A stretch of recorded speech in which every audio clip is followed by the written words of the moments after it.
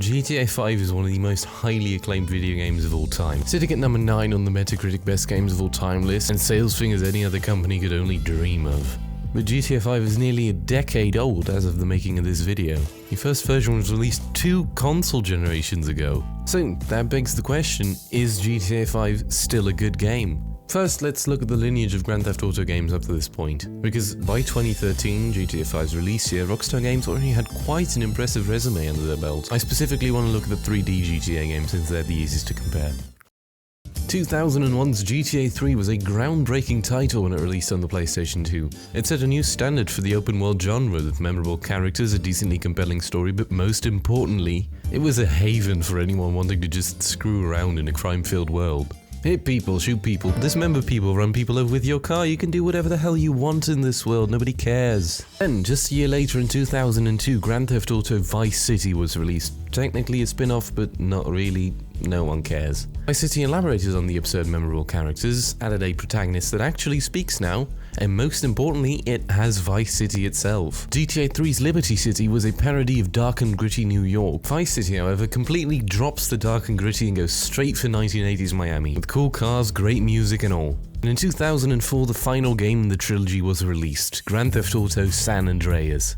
This takes place in 1990s gang-infested Los Santos, with a massive world even by today's standards, and with more things to do than any other game in the series. And then in 2008, Rockstar Games had a massive mathematics comeback with Grand Theft Auto 4, now in beautiful HD, grittier than ever before, and back in Liberty City. So if you add all of that up and forget the main game this is supposed to be a sequel to, you get GTA 5. With a massive, ridiculously absurd open world, with equally ridiculous story and characters, all wrapped up in a wonderfully mischievous package.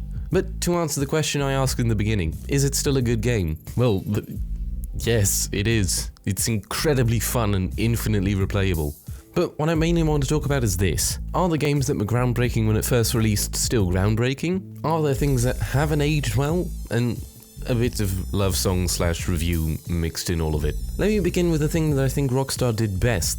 The world building. GTA 5 takes place in a fictional version of Los Angeles, Los Santos. What do you think of when you think LA? Hollywood? Got that. Santa Monica Pier? Got that too.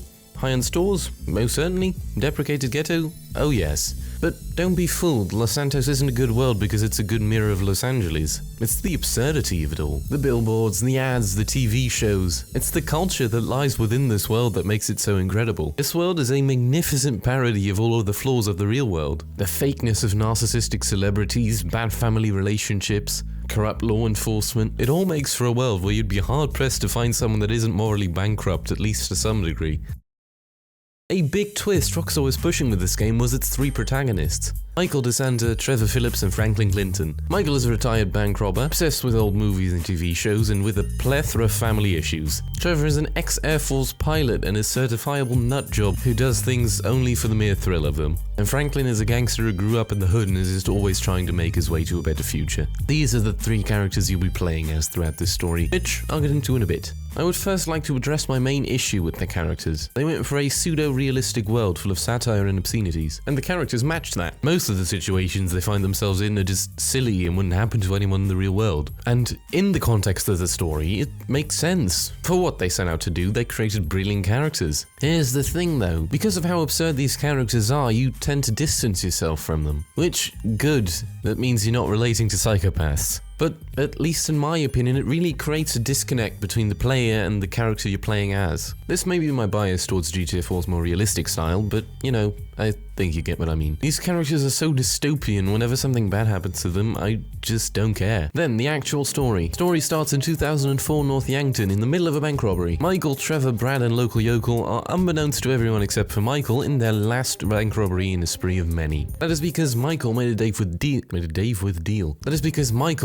with Dave, a corrupt FIB officer. Dave gets to say he killed the most notorious bank robbing trio of all time, and Michael gets his freedom with all of the millions he stole. Unfortunately, it doesn't go as planned. Trevor was supposed to get shot. Instead, Brad walks in front of him at just the right time, takes the bullet and dies. Michael then gets fake shot, Trevor runs away to live another life in Blaine County, and the story begins. So, cut to 2013 and Michael has to change his name and has lost most of his money through bad investments. And then you meet Franklin, a small-time gangster currently doing repo jobs. Franklin ends up repossessing a car that Michael Michael's son Jimmy bought. Michael doesn't like that, beats up Simeon, Franklin's employer, but ends up hanging out with Franklin because Michael is a very tolerant person. They then continue to pull down a hillside mansion together because someone who happened to be in the hillside mansion at that time fucked Michael's wife, Amanda. Surprise, surprise, turns out the multi-million-dollar hillside mansion did not belong to a tennis coach, instead it belonged to a deaf and western, a delusional rich person. To repay the cost of the mansion, Michael and Franklin rob a jewelry store. Michael uses a movie quote during the robbery, which he also used in the 2004 bank robbery you see in the beginning of the game. Trevor sees the news, hears the quote, realizes Michael's alive, and goes crazy. Long story short, they make up, rob a bunch of people, kill a bunch of people, push Dev and Weston off a cliff in a car trunk, and that's it. Now,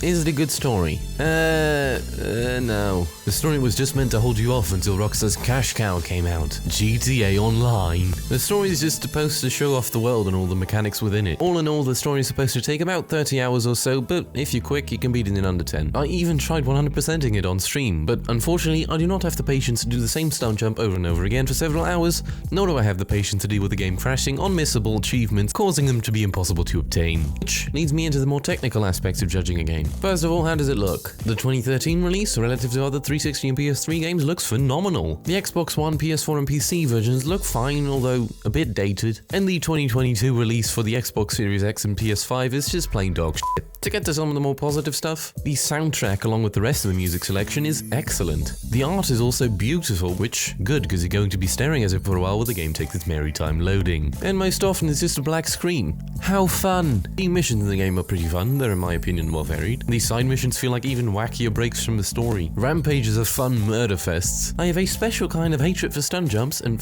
the collectibles. But that's all single player, let's get to what Rockstar actually wants you to play. GTA Online, jump into the world of GTA 5 with 29 other players. Do jobs, spend money, buy cool houses with money, drive fast cars, own cool underground bunkers, all with the help of Rockstar's greatest invention yet. Shark cards. Who cares about making good games that you can exploit infants for a decade straight? Rockstar has really become a company corrupted by greed. Because they've shown in the past that they are perfectly capable of making games that transform the medium as a whole. They just refuse to now, because they don't need to anymore. You can tell by the shark cards, the decade-old glitches and bugs, the discontinuation of the iFruit app. As long as it doesn't prevent them from making more money, they don't care. And it really is a shame, because GTA 5 could have been a timeless masterpiece. It controls well, aside from...